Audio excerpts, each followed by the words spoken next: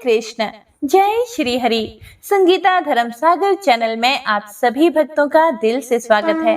पुरुषोत्तम मास का अध्याय 2 सुनने के लिए आप सभी भक्तों का दिल से धन्यवाद करना चाहती हूँ। भगवान का आशीर्वाद आप पर सदा सर्वदा बना रहे। पुरुषोत्तम मास का यह दिव्य समय भगवान श्री हरि की कृपा प्राप्त करने का अत्यंत दुर्लभ अवसर माना गया है। शास्त्रों में कहा गया है कि इस पावन मास में किया गया जप, तप, दान, कथा श्रवण और भगवान का स्मरण अनंत गुना फल प्रदान करता है। आज 19 मई 2026 मंगलवार का यह पावन दिन अत्यंत शुभ माना जा रहा है। आज ब्रह्म मुहूर्त सुबह 3:52 से 4:40 तक होगा तथा अभिजीत मुहूर्त दोपहर 11:53 से 12:41 तक विशेष शुभ है। आज मृगशिरा नक्षत्र और शुभ योग का पावन संयोग भी बना हुआ है, जो भगवान विष्णु की उपासना, गीता पाठ और कथा श्रवण के लिए तो अत्यंत फलदायी माना गया है। कहते हैं जब भक्त सच्चे मन से भगवान का स्मरण करता है, तब प्रभु स्वयं उसके जीवन के अंधकार को दूर करने लगते हैं। तो आइए कथा आरंभ करने से पहले हम सभी मिलकर भगवान श्री हरि, श्री राधा रानी और श्री कृष्ण के चरणों में अपनी भक्ति अर्पित करें।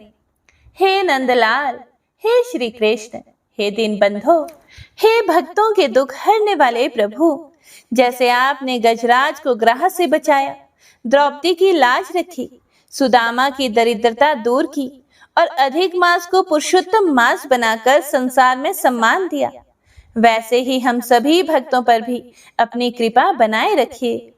हे श्री राधे, आपकी कृपा के बिना वृंदावन बिहारी भी सहज नहीं मिलते। हमारे मन में ऐसा प्रेम, ऐसी भक्ति और ऐसी श्रद्धा उत्पन्न कीजिए कि हमारा जीवन प्रभु चरणों में समर्पित हो जाए।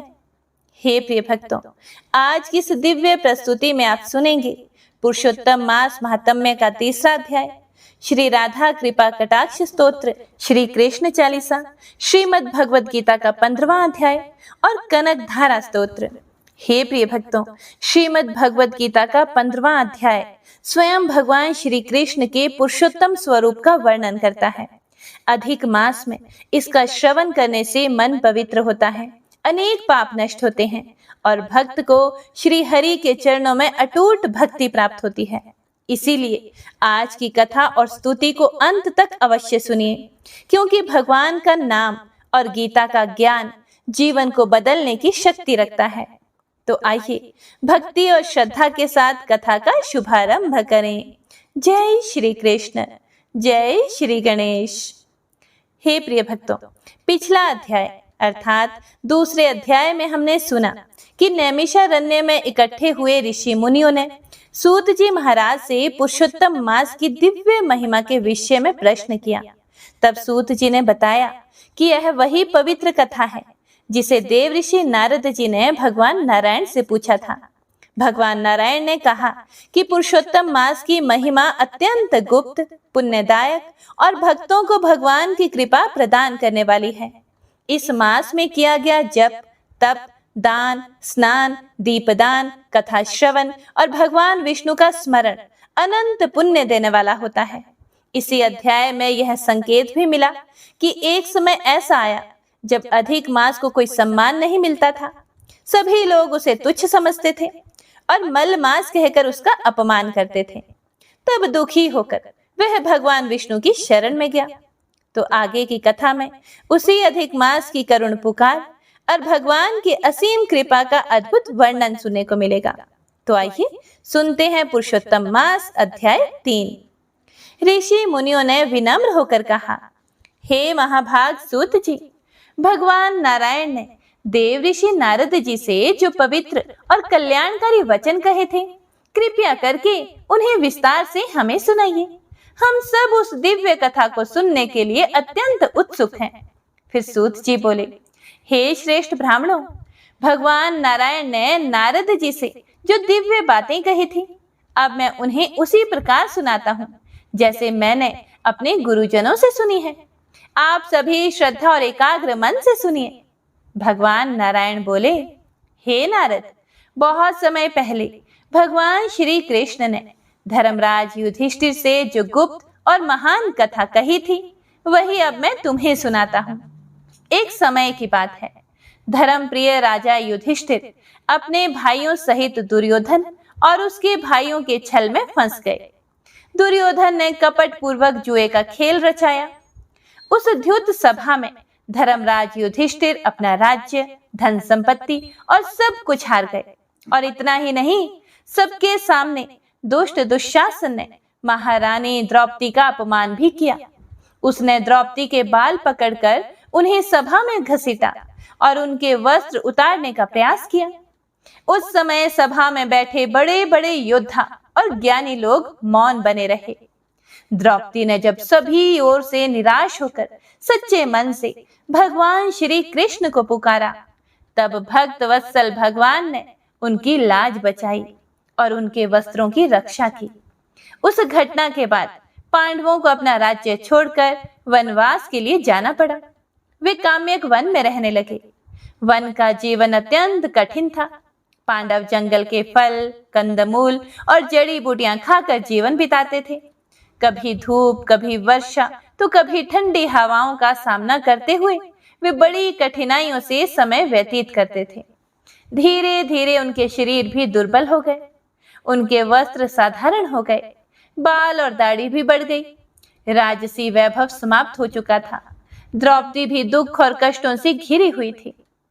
एक दिन भगवान श्री कृष्ण अनेक ऋषियों और मुनियों के साथ पांडवों से मिलने काम्यक वन पहुंचे। जैसे ही पांडवों ने भगवान को आते हुए देखा, उनके हृदय आनंद से भर उठे। ऐसा लगा कि मानो मृत शरीर में फिर से प्राण आ गए हों। युधिष्ठिर, भीम, अर्जुन, नकुल और सहदेव तुरंत उठ खड़े हुए। वे प्रेम से भरकर भगवान श्री कृष्ण के गले लगे और बारंबार उनके चरणों में प्रणाम करने लगे। द्रौपदी भी धीरे धीरे वहां आई और अत्यंत श्रद्धा और भक्ति से भगवान को प्रणाम किया। भगवान श्री कृष्ण ने जब पांडवों की दशा देखी तो उनका हृदय करुणा से भर गया। उन्होंने देखा कि पांडव मृग चरम पहने हुए हैं, शरीर पर धूल लगी हुई है, चेहरे पर दुख की रेखाएं हैं और वे अत्यंत दुर्बल दिखाई दे रहे हैं। द्रौपदी का शरीर भी कमजोर हो गया था और वे अनेक कष्ट सहते सहते थक चुकी थी। अपने प्रिय भक्तों की यह दुखद अवस्था देखकर भगवान श्री कृष्ण अत्यंत क्रोधित हो उठे। उनका मुख प्रलय काल की अग्नि के समान भयंकर दिखाई देने लगा। उनकी आंखों में तेज चमकने लगा। वे ऐसे प्रतीत हो रहे थे कि मानो अभी संपूर्ण कौरवों का नाश कर देंगे। उनका क्रोध वैसा ही भयंकर था जैसा माता सीता के वियोग में भगवान श्री राम को रावण पर आया था। भगवान को इस प्रकार क्रोधित देखकर अर्जुन तो भयभीत हो गए। उन्होंने हाथ जोड़कर विनम्रता से भगवान की स्तुति करना शुरू की। अर्जुन बोले, हे कृष्ण, हे जगत के स्वामी, आप संपूर्ण संसार के रक्षक हैं। यदि आप क्रोधित हो जाएंगे तो तीनों लोकों का विनाश हो सकता है। हे प्रभु, आप संपूर्ण सृष्टि के कारण हैं। वेद और शास्त्र भी आपकी महिमा का पूर्ण वर्णन नहीं कर सकते। आप ही संसार के पालन करता है।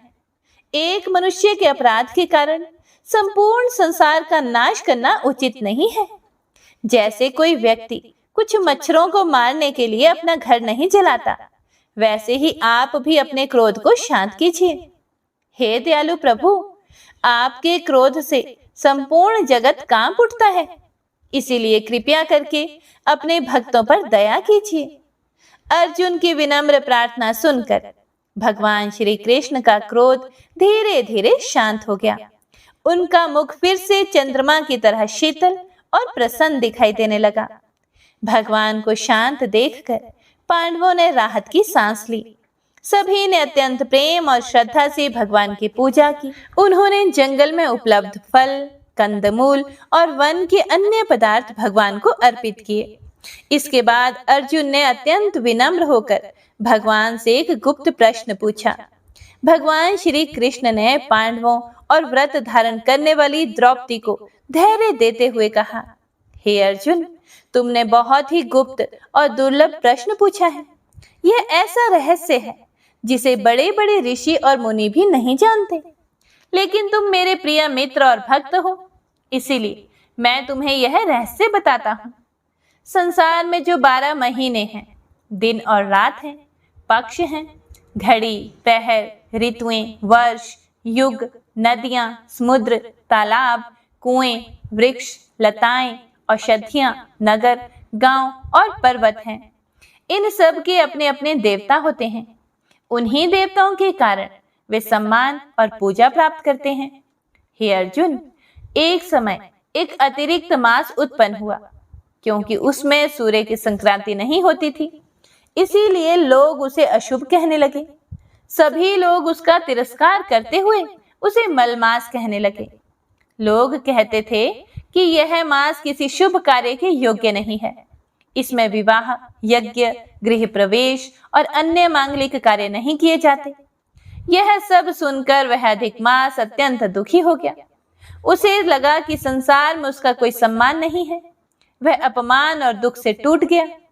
उसका तेज समाप्त हो गया और वह निराश होकर अकेला भटकने लगा। अंत में उसने निश्चय किया कि अब संसार में कोई उसकी सहायता नहीं कर सकता, केवल भगवान ही उसकी रक्षा कर सकते हैं।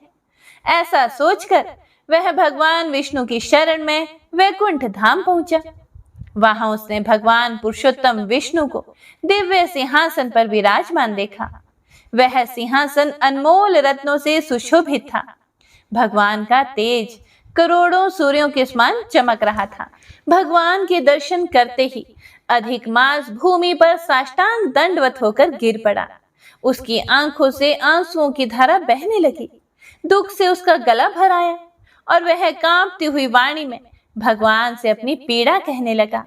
सूत जी बोले कि इतना कहकर भगवान नारायण कुछ देर के लिए मौन हो गए। तब भक्तों पर कृपा करने वाले नारद जी ने पुनः प्रश्न किया, हे प्रभु, वह दुखी अधिक मास भगवान विष्णु के चरणों में जाकर क्या बोला? उसने अपनी पीड़ा किस प्रकार प्रकट की? कृपया करके वह कथा भी विस्तार से सुनाइए। ओम नमो नारायणाय। इसी के साथ पुरुषोत्तम मास महात्म्य का यह 3रा अध्याय पूर्ण हुआ। इससे आगे की कथा में बताया जाएगा कि उस अधिक मास ने भगवान से क्या प्रार्थना की और भगवान ने उसे कैसे पुरुषोत्तम मास का महान पद प्रदान किया। हे प्रिय भक्तों, अधिक मास का यह पावन समय केवल व्रत, पूजा और दान का ही नहीं, बल्कि अपने जीवन की दरिद्रता, कष्ट और आर्थिक बाधाओं को दूर करने का भी दिव्य अवसर माना गया है। शास्त्रों में ऐसा कहा गया है कि अधिक मास में यदि श्रद्धा और विश्वास के साथ प्रतिदिन कनक धारा स्तोत्र का पाठ किया जाए तो माँ महालक्ष्मी की कृपा शीघ्र प्राप्त होती है। यह वही दिव्य स्तोत्र है जिसकी रचना आदि गुरु शंकराचार्य जी ने की थी और जिसके प्रभाव से एक निर्धन ब्राह्मणी के घर स्वर्ण की वर्षा होने लगी थी। ऐसा कहा जाता है कि जहाँ कनक धारा स्तोत्र का नित्य पाठ होता है, वहां धीरे धीरे दरिद्रता दूर होने लगती है, रुका हुआ धन आने लगता है और घर में सुख समृद्धि का वास होने लगता है। तो आइए भक्तों, अधिक मास के इस पुण्य समय में पूरे श्रद्धा भाव से सुनते हैं माँ महालक्ष्मी को प्रसन्न करने वाला दिव्य एवं चमत्कारी कनक धारा स्तोत्र। महालक्ष्मी नमस्तुभ्यं नमस्तुभ्यं सुरेश्वरी, हरि प्रिये नमस्तुभ्यं नमस्तुभ्यं दयानिधे।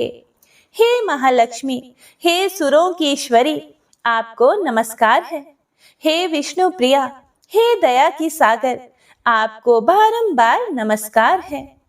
जैसे भ्रमरी अध खिले कुसुमों से अलंकृत तमाल तरु का आश्रय लेती है, उसी प्रकार जो प्रकाश श्री हरि के रोमांच से सुशोभित श्री अंगों पर निरंतर पड़ता रहता है तथा जिसमें संपूर्ण ऐश्वर्य का निवास है, संपूर्ण मंगलों की अधिष्ठात्री देवी भगवती महालक्ष्मी की वह दृष्टि मेरे लिए मंगलदायी हो।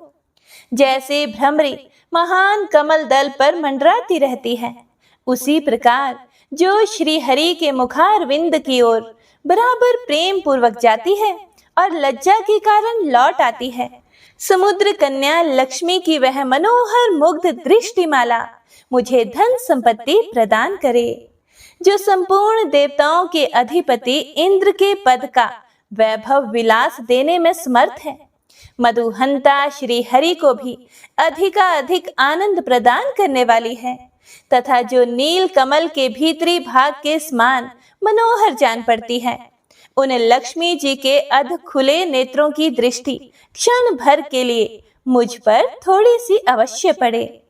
शेष शाही भगवान विष्णु की धर्म पत्नी श्री लक्ष्मी जी के नेत्र हमें ऐश्वर्य प्रदान करने वाले हों, जिनकी पुतली तथा बरौनिया अनंग के वशीभूत होकर अध खुले किंतु साथ ही निर्निमेष अर्थात अपलक नयनों से देखने वाले आनंद कंद श्री मुकुंद को अपने निकट पाकर कुछ तिरछी हो जाती हैं, जो भगवान मधुसूदन के कौस्तुभ मणि मंडित वक्ष स्थल में इंद्र नीलमयी हारावली सी सुशोभित होती हैं तथा उनके भी मन में प्रेम का संचार करने वाली हैं। वह कमल कुंज वासिनी कमला की कटाक्ष माला मेरा कल्याण करे। जैसे मेघों की जटा में बिजली चमकती है, उसी प्रकार जो कैटभ शत्रु श्री विष्णु जी के काली मेघ माला के श्याम सुंदर वक्षस्थल पर प्रकाशित होती हैं, जिन्होंने अपने आविर्भाव से भृगु वंश को आनंदित किया है तथा जो समस्त लोकों की जननी है, उन भगवती लक्ष्मी की पूजनीय मूर्ति मुझे कल्याण प्रदान करे। समुद्र कन्या कमला की वह मंद अलस मंथर और अर्धोन्मिलित दृष्टि, जिसके प्रभाव से कामदेव ने मंगलमय भगवान मधुसूदन के हृदय में प्रथम बार स्थान प्राप्त किया था, यहाँ मुझ पर पड़े। भगवान नारायण की प्रेयसी लक्ष्मी का नेत्र रूपी मेघ दया रूपी अनुकूल पवन से प्रेरित होकर दुष्कर्म अर्थात धनागम विरोधी अशुभ प्रारब्ध रूपी धाम को चिरकाल के लिए दूर हटाकर विषाद रूपी धर्मजन्य ताप से पीड़ित मुझ दीन रूपी चातक पर धन रूपी जलधारा की वृष्टि करें।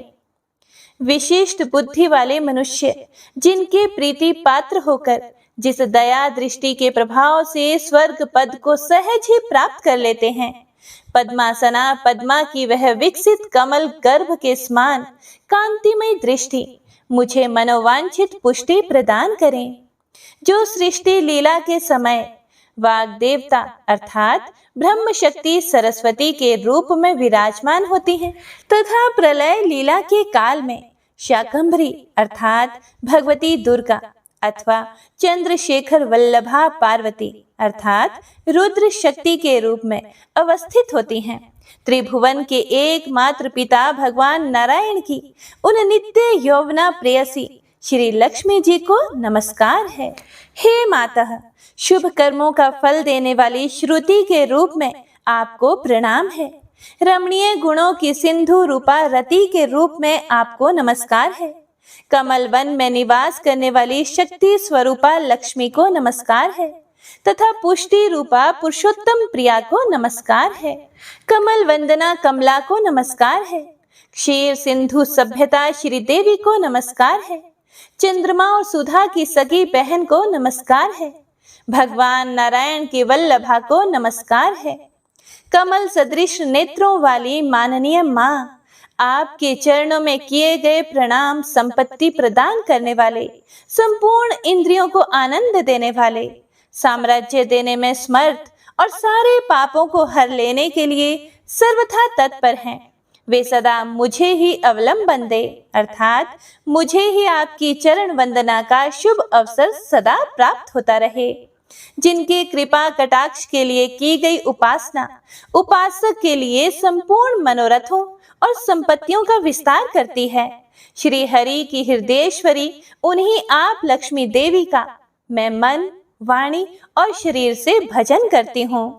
भगवती हरि प्रिया, तुम कमल वन में निवास करने वाली हो। तुम्हारे हाथों में नीला कमल सुशोभित है। तुम अत्यंत उज्जवल वस्त्र, गंध और माला आदि से सुशोभित हो। तुम्हारी झांकी बड़ी मनोरम है।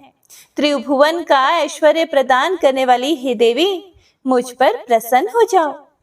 दिग्गजों द्वारा स्वर्ण कमल के मुख से घिराए गए आकाश गंगा के निर्मल एवं मनोहर जल से जिनके श्री अंगों का अभिषेक अर्थात स्नान संपादित होता है, संपूर्ण लोकों के अधीश्वर भगवान विष्णु की गृहिणी और क्षीर सागर की पुत्री उन जग जननी लक्ष्मी को मैं प्रातःकाल प्रणाम करती हूँ। कमल नयन केशव की कमनीय कामिनी कमले, मैं अकिंचन अर्थात दीनहीन मनुष्य में अग्रगण्य हूँ, इसीलिए तुम्हारी कृपा की स्वाभाविक पात्र हूँ। तुम उमड़ती हुई करुणा की बाढ़ की तरह तरंगों के समान कटाक्षों द्वारा मेरी ओर देखो।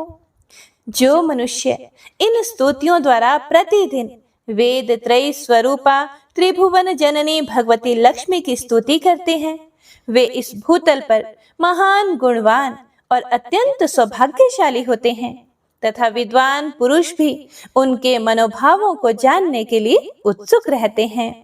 इति कनकधारा स्तोत्र समाप्त। हे प्रिय भक्तों, अधिक मास में प्रतिदिन गीता के अध्यायों का पाठ करना अत्यंत पुण्यदायी माना गया है। विशेष रूप से श्रीमद् भगवद गीता का 15वां अध्याय पुरुषोत्तम योग अधिक मास में बहुत महत्वपूर्ण माना गया है, क्योंकि यह अध्याय स्वयं भगवान श्री कृष्ण के पुरुषोत्तम स्वरूप का वर्णन करता है। गीता केवल एक ग्रंथ नहीं, बल्कि स्वयं भगवान श्री कृष्ण की दिव्य वाणी है। कहा जाता है कि जो भक्त अधिक मास में श्रद्धा और भक्ति से प्रतिदिन गीता का एक अध्याय भी सुनता या पढ़ता है, उसके जीवन के पाप, भय और दुख धीरे धीरे समाप्त होने लगते हैं और उसके हृदय में भक्ति का प्रकाश प्रकट होता है। विशेष रूप से यह 15वां अध्याय पुरुषोत्तम योग अत्यंत ही दिव्य अध्याय है। इसमें भगवान श्री कृष्ण ने इस संसार को एक उल्टे वृक्ष के समान बताया है और समझाया है कि जीवात्मा कैसे संसार के बंधनों में फंसती है तथा किस प्रकार भगवान की शरण लेकर परम धाम को प्राप्त कर सकती है। ऐसी मान्यता है कि पुरुषोत्तम मास में प्रतिदिन गीता पाठ करने वाला भक्त भगवान श्री हरि की विशेष कृपा प्राप्त करता है। तो आइए भक्तों, श्रद्धा और प्रेम के साथ हम सब मिलकर श्रीमद् भगवद गीता के 15वें अध्याय पुरुषोत्तम योग का पाठ करें। ओम नमो भगवते वासुदेवाय। श्री भगवान ने कहा, हे अर्जुन, इस संसार को एक ऐसे कभी नष्ट न होने वाले वृक्ष के समान कहा गया है, जिसकी जड़ें ऊपर की ओर हैं और शाखाएं नीचे की ओर फैली हुई हैं। इस वृक्ष के पत्ते वेदों के मंत्र हैं। जो इस संसार रूपी वृक्ष को जान लेता है, वही वेदों का सच्चा ज्ञाता होता है। इस संसार रूपी वृक्ष की सभी जीव योनियों के रूप में शाखाएं ऊपर और नीचे हर ओर फैली हुई है। यह वृक्ष प्रकृति के 3 गुणों सत्व, रज और तम से बढ़ता है। इसके विषय भोग रूपी अंकुर हैं। इसकी जड़ें नीचे की ओर भी फैली रहती हैं, जो मनुष्य को कर्मों और उनके फल के बंधन में बांधती हैं। इस संसार रूपी वृक्ष के असली स्वरूप को इस जगत में ठीक प्रकार से नहीं जाना जा सकता, क्योंकि इसका ना आदि दिखाई देता है और ना ही अंत और ना ही इसका आधार। इस गहरे जड़ वाले वृक्ष को केवल वैराग्य अर्थात संसार से मोह छोड़ने रूपी मजबूत हथियार से ही काटा जा सकता है। उस वैराग्य रूपी हथियार से इस वृक्ष को काटने के बाद मनुष्य को उस परम धाम की खोज करनी चाहिए, जहां पहुंचकर जीव फिर इस संसार में वापस नहीं आता।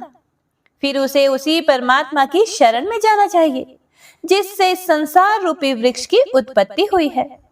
जो मनुष्य अहंकार, मान सम्मान और मोह से मुक्त हो गया है, जिसने संसार में अत्यधिक आसक्ति रखने वालों की संगति छोड़ दी है, जो सदा परमात्मा में मन लगाए रखता है, जिसकी सभी सांसारिक इच्छाएं समाप्त हो चुकी हैं और जो सुख दुख के भेद से ऊपर उठ गया है, ऐसा मोह रहित मनुष्य उस अविनाशी परम धाम को प्राप्त करता है। उस परम धाम को ना सूर्य प्रकाशित करता है, ना चंद्रमा और ना ही अग्नि। वहां पहुंचने के बाद मनुष्य फिर इस संसार में वापस नहीं आता। वही मेरा परम धाम है। श्री भगवान आगे बोले, हे अर्जुन, इस संसार में प्रत्येक जीवात्मा मेरा ही सनातन अंश है। वही मन सहित छहों इंद्रियों के द्वारा प्रकृति के अधीन होकर कार्य करती हैं। जीवात्मा इन इंद्रियों के संस्कारों को अपने साथ लेकर एक शरीर को छोड़कर दूसरे शरीर में चली जाती हैं। जैसे वायु सुगंध को एक स्थान से उठाकर दूसरे स्थान तक ले जाती है, फिर दूसरे शरीर में जाकर जीवात्मा कान, आंख, त्वचा, जीभ, नाक और मन के द्वारा विषयों का भोग करती है। जीवात्मा किस प्रकार शरीर को छोड़ती है, किस प्रकार शरीर में रहती है और किस प्रकार प्रकृति के गुणों के अधीन होकर विषयों का भोग करती है, यह बात अज्ञानी लोग नहीं समझ पाते। केवल ज्ञानवान मनुष्य ही इसे देख पाते हैं। योग का अभ्यास करने वाले साधक अपने हृदय में स्थित आत्मा को देख सकते हैं, लेकिन जिनका मन शुद्ध नहीं है और जो योग में स्थिर नहीं है, वे प्रयास करने पर भी आत्मा को नहीं देख पाते। हे अर्जुन, सूर्य में जो प्रकाश है जिससे पूरा संसार प्रकाशित होता है, चंद्रमा और अग्नि में जो तेज है, उसे तू मेरा ही प्रकाश समझ। मैं ही प्रत्येक लोक में प्रवेश करके अपनी शक्ति से सब प्राणियों को धारण करता हूँ और चंद्रमा के रूप में वनस्पतियों में रस बनकर सबका पालन पोषण करता हूँ। मैं ही सभी प्राणियों के शरीर में पाचन शक्ति बनकर स्थित हूँ। प्राण और अपान वायु के साथ मिलकर मैं ही 4 प्रकार के अन्न, चबाने, पीने, चाटने और चूसने योग्य भोजन को पचाता हूँ। मैं ही सबके हृदय में स्थित हूँ। मुझसे ही स्मरण शक्ति, ज्ञान और भूलना होता है। सभी वेदों द्वारा मैं ही जानने योग्य हूँ। मैं ही वेदों का रचयिता और जानने वाला हूँ। हे अर्जुन, संसार में 2 प्रकार के जीव कहे गए हैं, एक नष्ट होने वाला और दूसरे अविनाशी। सभी शरीर नष्ट होने वाले हैं, लेकिन आत्मा अविनाशी है। इन दोनों से अलग एक और श्रेष्ठ पुरुष है, जिसे परमात्मा कहा जाता है। वह अविनाशी भगवान तीनों लोकों में प्रवेश करके सभी प्राणियों का पालन करता है, क्योंकि मैं नाशवान और अविनाशी दोनों से परे तथा सर्वोत्तम हूँ। इसीलिए संसार और वेदों में मुझे पुरुषोत्तम कहा गया है। हे भरतवंशी अर्जुन, जो मनुष्य मुझे बिना किसी संदेह के पुरुषोत्तम भगवान के रूप में जानता है, वह सब कुछ जानकर पूरी श्रद्धा से मेरी भक्ति करता है। हे निष्पाप अर्जुन, इस प्रकार मैंने तुझे यह अत्यंत गुप्त और श्रेष्ठ ज्ञान बताया है। जो मनुष्य इसे सही प्रकार से समझ लेता है, वह बुद्धिमान बन जाता है और उसके सभी कार्य सफल हो जाते हैं। तो इस प्रकार उपनिषद, ब्रह्म विद्या तथा योग शास्त्र रूप श्रीमद् भगवद गीता के श्री कृष्ण अर्जुन संवाद में पुरुषोत्तम योग नामक 15वां अध्याय संपूर्ण हुआ। तो आइए अब सुनिए इस अध्याय का महात्म्य। श्री महादेव जी कहते हैं, हे पार्वती, अब गीता के 15वें अध्याय का महात्म्य भी सुनो। गौड़ देश में कृपाण नामक एक राजा रहते थे, जिनकी तलवार की धार से युद्ध में देवता भी परास्त हो जाते थे। उनका बुद्धिमान सेनापति शस्त्र और शास्त्र की कलाओं का भंडार था। उसका नाम था सरभ मेरुंड। उसकी भुजाओं में प्रचंड बल था। एक समय उस पापी ने राजकुमारों सहित महाराज का वध करके स्वयं ही राज्य करने का विचार कर लिया। इस निश्चय के कुछ ही दिनों बाद वह हैजे का शिकार होकर मर गया और थोड़े ही समय में वह पाप आत्मा अपने पूर्व कर्म के कारण सिंधु देश में एक तेजस्वी घोड़ा हुआ। उसका पेट सटा हुआ था। घोड़े के लक्षणों का ठीक ठाक ज्ञान रखने वाले किसी वैश्य पुत्र ने बहुत सा मूल्य देकर उस अश्व को खरीद लिया और यत्न के साथ उसे अपनी राजधानी तक ले आया। वैश्य कुमार वह अश्व राजा को देने को लाया था। यद्यपि राजा उस वैश्य कुमार से परिचित थे, फिर भी द्वारपाल ने जाकर उसके आगमन की सूचना दी। फिर राजा ने पूछा कि तुम यहाँ किस लिए आए हो? तब उसने साफ साफ शब्दों में कहा, हे राजन, सिंधु देश में एक उत्तम लक्षणों से संपन्न घोड़ा था, जिसे तीनों लोगों का एक रत्न समझकर मैंने बहुत सा मूल्य देकर खरीद लिया है। फिर राजा ने आज्ञा दी कि उस घोड़े को यहाँ ले आओ। वास्तव में वह घोड़ा गुणों में उच्च श्रवा के समान था। सुंदर रूप का तो मानो वह घर ही था और शुभ लक्षणों का समुद्र जान पड़ता था। राजा के बोलने से वैश्य घोड़ा ले आया और राजा ने उसे देखा। अश्व का लक्षण जानने वाले अमात्यों ने इसकी बड़ी प्रशंसा की और सुनकर राजा अपार आनंद में निमग्न हो गए और उन्होंने वैश्य को मुंह मांगा स्वर्ण देकर तुरंत ही उस घोड़े को खरीद लिया। और कुछ ही दिनों के बाद एक समय राजा शिकार खेलने के लिए उत्सुक होकर उसी घोड़े पर चढ़कर वन में चले गए। वहां मृगों के पीछे उन्होंने अपना घोड़ा बढ़ाया। पीछे पीछे सब ओर से दौड़ते आते हुए समस्त सैनिकों का साथ छूट गया। वे हिरणों द्वारा आकृष्ट होकर बहुत दूर तक निकल गए। प्यास ने उन्हें व्याकुल कर दिया था। तब वे घोड़े से उतरकर जल की खोज करने लगे। घोड़े को तो उन्होंने वृक्ष के तने के साथ बांध दिया और खुद एक चट्टान पर चढ़ने लगे। और कुछ दूर जाने पर उन्होंने देखा कि एक पत्ते का टुकड़ा हवा से उड़कर शिलाखंड पर गिरा है।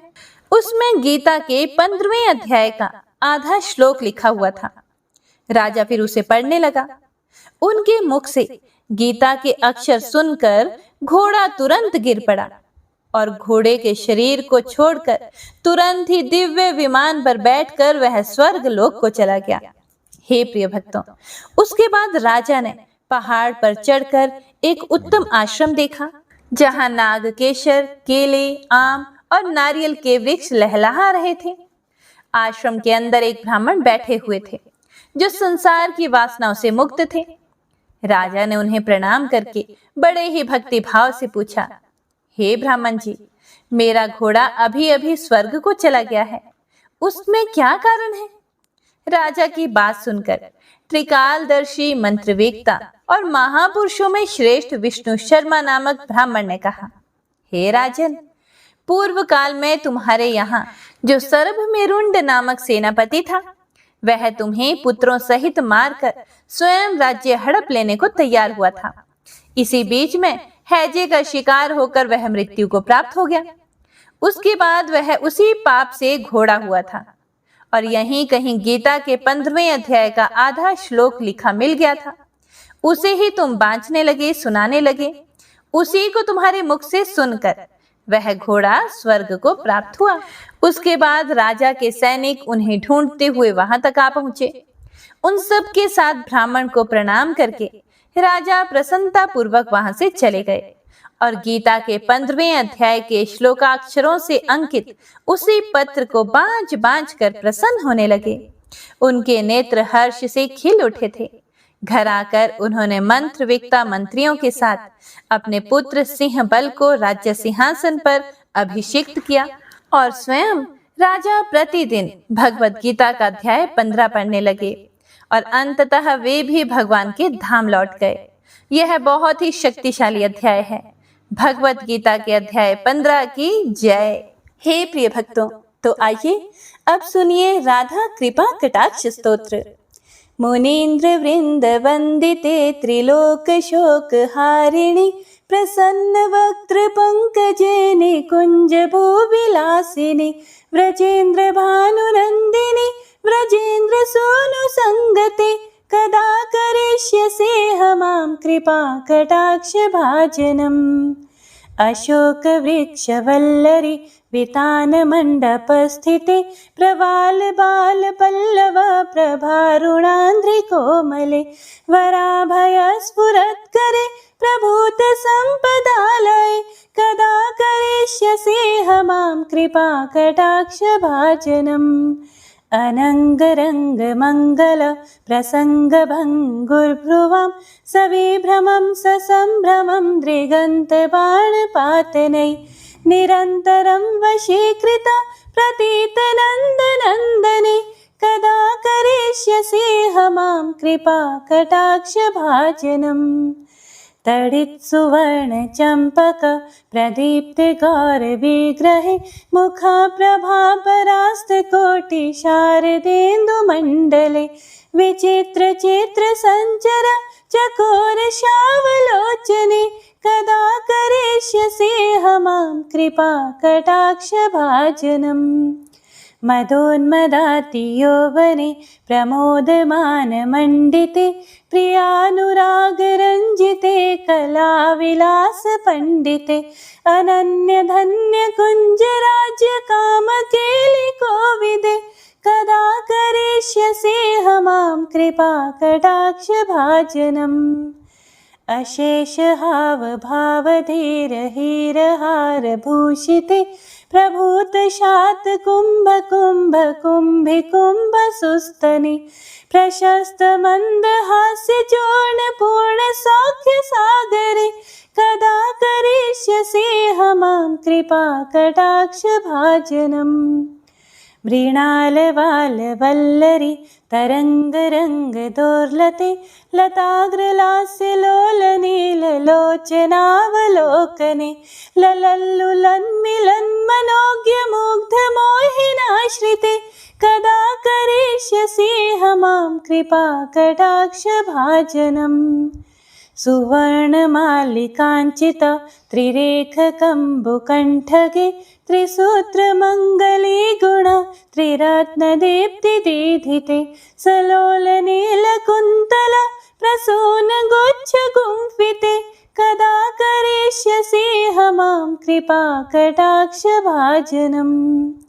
नितम्बबिम्बलम्बमान् पुष्पमेखलागुणे प्रशस्तरत्नकिङ्किणी कलापमध्यमञ्जुले करीन्द्रशुण्डदण्डिका वरोह सौभगोरुके कदा करिष्यसि मां कृपा कटाक्ष भाजनम्।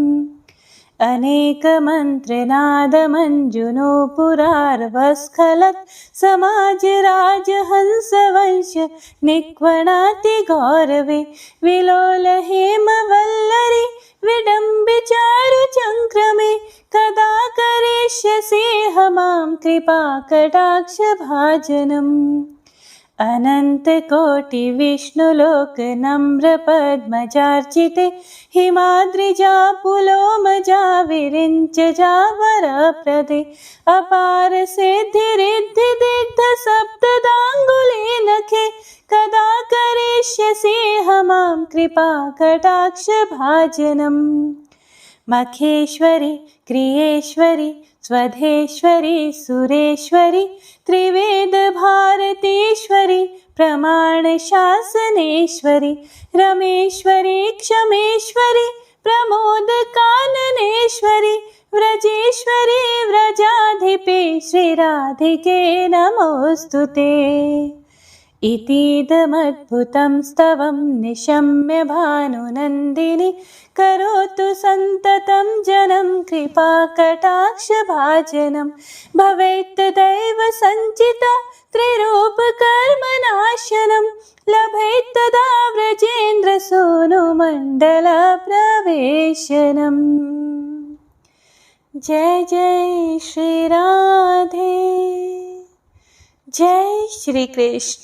बंशी शोभित कर मधुर नील जलद तन श्याम अरुण अधर जनु बिंब फल नयन कमल अभिराम पूर्ण इंद्र अरविंद मुख पीतांबर शुभ साज जय मन मोहन मदन छवि कृष्ण चंद्र महाराज। जय यदुनंदन जय जगवंदन जय वसुदेव देवकी नंदन जय यशोदासुत नंद दुलारे जय प्रभु भक्तन के धृत तारे जय नटनागर नागनथैया कृष्ण कन्हैया धेनु चरैया पुनि नख पर प्रभु गिरिवर धारो, आओ दीनन कष्ट निवारो। वंशी मधुरे अधर धर तेरे, होवे पूर्ण मनोरथ मेरी। आओ हरि पुनि माखन चाखो, आज लाज भारत की राखो। गोल कपोल चिबुक करुणारे, मृदु मुस्कान मोहिनी डारे। रंजित राजीव नयन विशाला, मोर मुकुट वैजंती माला। कुंडल श्रवण पीत पटाछे, कटि किंकणी काछन काछे। नील जलज सुंदर तनु सोहे, छवि लखि सुर नर मुनि मन मोहे। मस्तक तिलक अलक घुंघराले, आओ कृष्ण बांसुरी वाले। करि पय पान पूत नहीं तार्यो, अका बका कागा सुर मार्यो। मधुवन जलत अग्नि जब ज्वाला, भय शीतल लखि तहि नंद लाला। सुरपति जब ब्रज चढ़े और साई, मोसर धार वारी वर्षाई। लगत लगत ब्रज चहन बहायो, गोवर्धन नख धारी बचायो। लखी यशोदा मन ब्रह्म अधिकाई, मुख मह 14 भुवन दिखाई। दुष्ट कंस अति उधम मचायो, कोटि कमल जब फूल मंगायो। नाथी काली यही तब तुम लीन है, चरण चिन्ह दई निर्भय कीन है। करि गोपिन संग रास विलासा, सबकी पूर्ण करी अभिलाषा। केतिक महासुर संहार्यो, कंस ही केस पकड़ी दई मार्यो। मात पिता की बंदी छुड़ाई, उग्रसेन कहा राज दिलाई। मही से मृतक छहो सुत लायो, मातु देव की शोक मिटायो। भौमासुर मुर दैत्य सहारी, लाए 68 सहस कुमारी। दई भी नहीं तृण चीर सहारा, जरा सिंधु राक्षस का हमारा। असुर बकासुर आदिक मार्यो, भक्तन के तब कष्ट निवार्यो। दीन सुदामा के दुख टार्यो, तंदुल 3 मूठ मुख डार्यो। प्रेम के साग विदुर धर मांगे, दुर्योधन के मेवा त्यागे। लखी प्रेम की महिमा भारी, ऐसे श्याम दीन हितकारी। भारत के पारथ रथ हाके, लिए चक्र करे नहीं बलता के। निज गीता के ज्ञान सुनाए, भक्तन हृदय सुधा वर्षाए। मीरा थी ऐसी मतवाली, विष पी गई बजा कर ताली।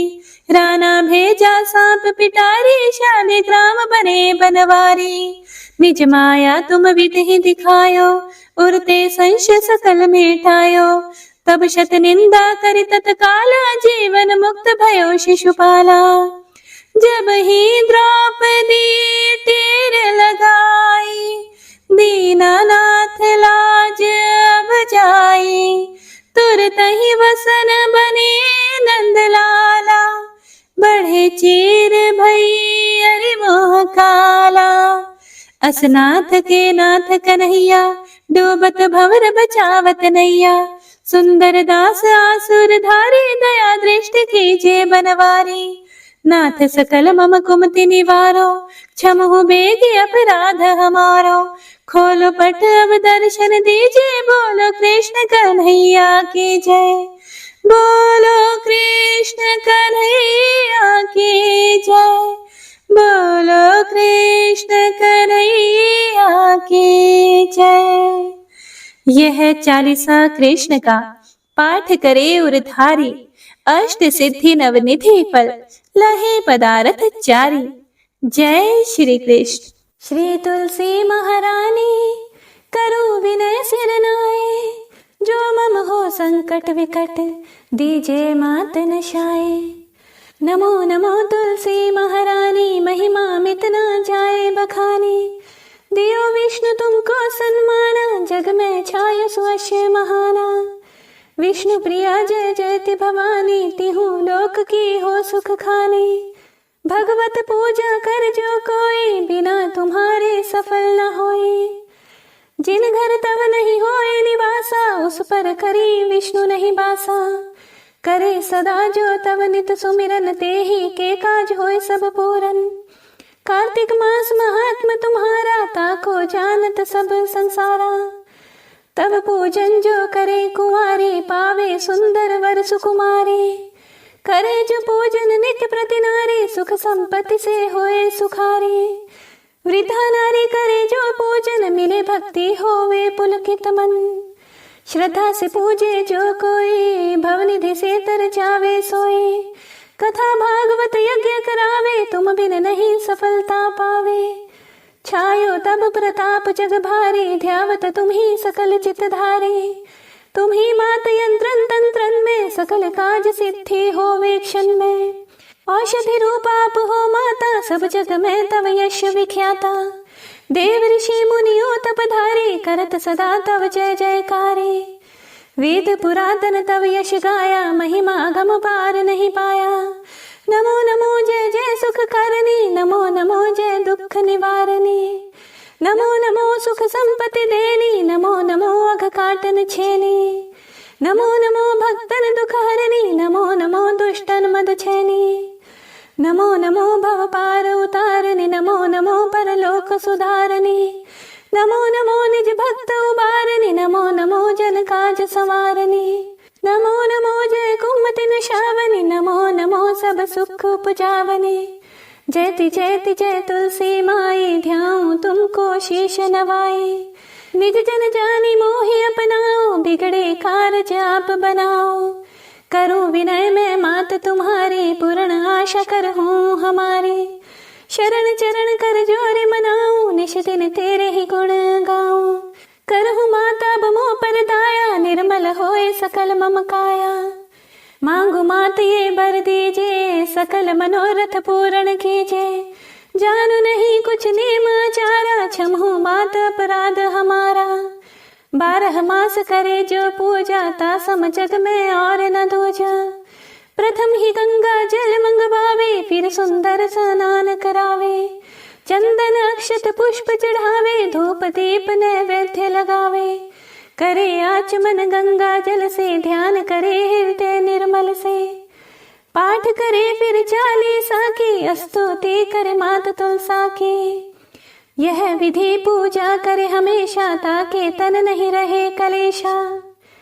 करे मास कार्तिक का साधन, सोवे नित्य पवित्र हुए जाही। है यह कथा महासुखदाई, पढ़े सुने सो भव तर जाए। तुलसी मैया तुम कल्याणी, तुम्हारी महिमा सब जग जानी। भावना तुझे मानित नित ध्यावे, गागा कर्मा तुझे रिझावे। यह श्री तुलसी चालीसा, पाठ करे जो कोई। गोविंद सो फल पावही, जो मन इच्छा होए। तुलसी चालीसा संपूर्ण। उम्मीद करती हूँ आपको वीडियो अच्छी लगी होगी। अच्छी लगी हो तो इसे ज़्यादा से ज़्यादा शेयर कीजिएगा, और अगर आप चैनल पर नए हैं तो चैनल को सब्सक्राइब जरूर कीजिएगा। धन्यवाद। आपका मंगल हो।